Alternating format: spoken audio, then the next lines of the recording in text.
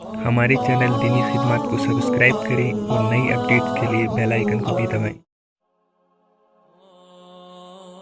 خاص طور پر ماں باپ سامنے ہوں تو دیکھو ہاتھ جوڑتا ہوں، ماں باپ کے لیے تکلیف نہ بننا۔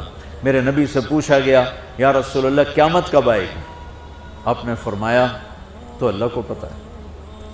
تو اس نے پوچھا کوئی نشانی بتا دیں، نشانی؟ تو یہ بچیاں غور سے سنیں۔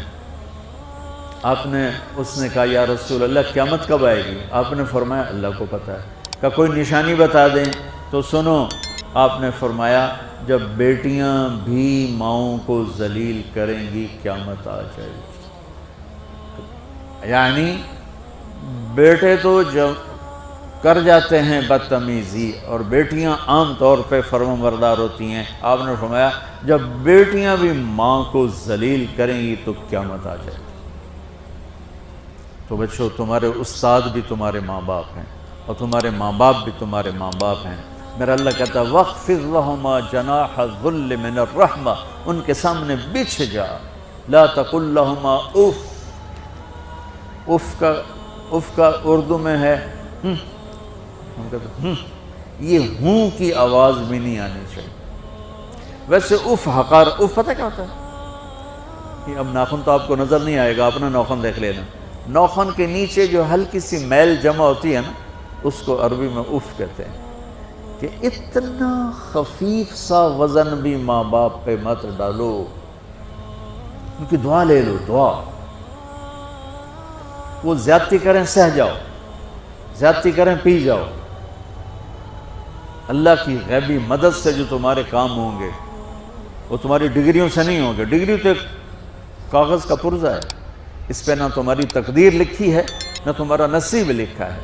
تمہارا نصیب یہاں لکھا ہوا ہے، تمہاری تقدیر یہاں لکھی ہوئی ہے، اور یہ سرسبز اور ہری ہوگی تمہارے اخلاق کے ساتھ، تمہارے ایمان کے ساتھ۔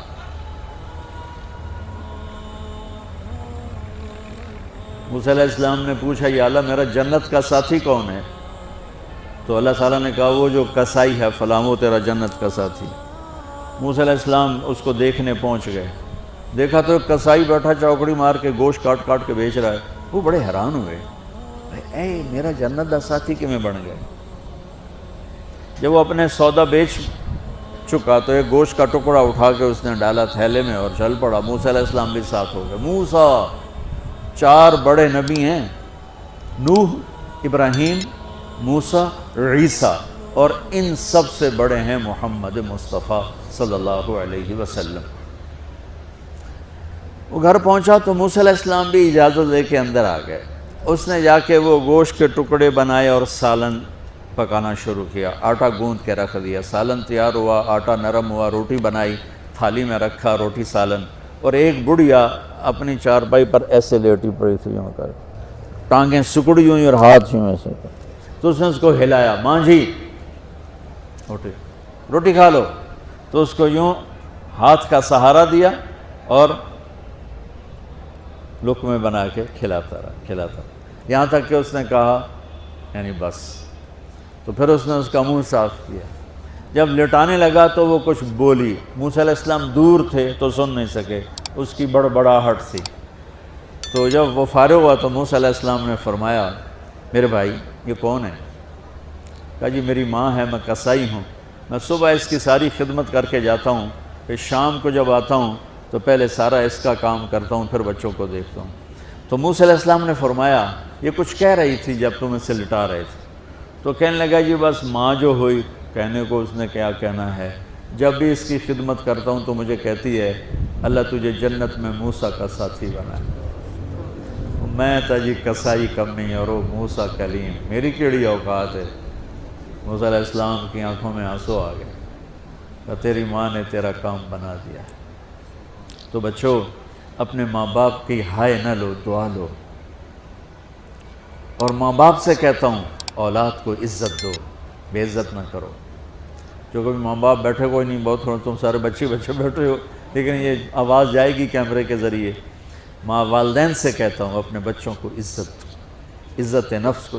تم کل کو باپ بننے والے ہو، تمہاری کل شادیاں ہونے والی ہیں، یہ ماں بننے والی ہیں، تم باپ بننے والے ہو۔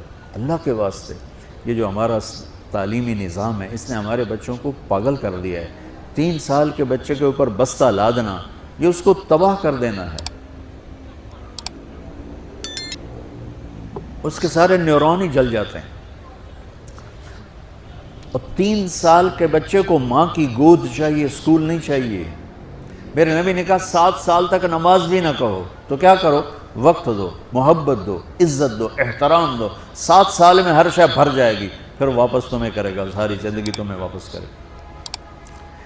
ہمارے آج کل کے جو نوجوان والدین ہیں، ایک تو ان پر اسکول کا فوبیا سوار ہے، دوسرے سے موبائل کا عذاب سوار ہے۔ بچہ بات کرتا ہے، ماں موبائل میں لگی ہوئی، کوئی ڈرامہ ویکھی جاتی، ہاں بکو کیا کہتے ہو، سن رہی ہوں، وہ وہیں فوت ہو جاتا ہے۔ بیوی بات کرنے لگتی ہے اور میاں صاحب فون میں لگ جاتے، میاں صاحب بات کرنے لگتے ہیں، بیگم فون میں لگ جاتی۔ یہ تو ہماری زندگی، اتنی لائف کوالٹی گندی ہو چکی ہے کہ انہیں کھانے پر بھی سکون نصیب نہیں، کھانے پر بھی کاروبار کر رہا تھا، بھلا روٹی کھا رہے ہو زہر کھا رہے ہو، چلو گنجا ٹائلٹ میں ٹیلی فون سن رہے ہو،